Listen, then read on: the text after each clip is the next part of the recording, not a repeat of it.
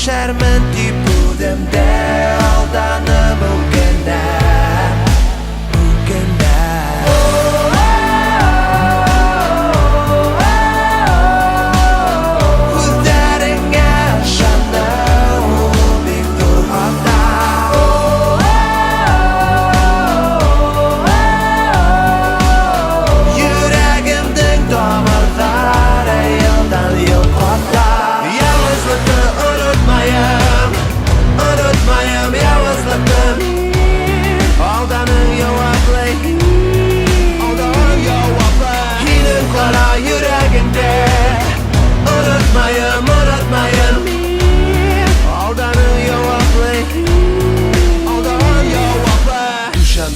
Min anlap yetmenim Şişembe anlavam yetmeni Şarşambe min hine ödlenim Kız adına tabalmay ilanım Yomma dünkü kolay mini kutkara şembe Yenilerek himkara yakşembe Min hine ödattım İsimini de unuttum How will you know?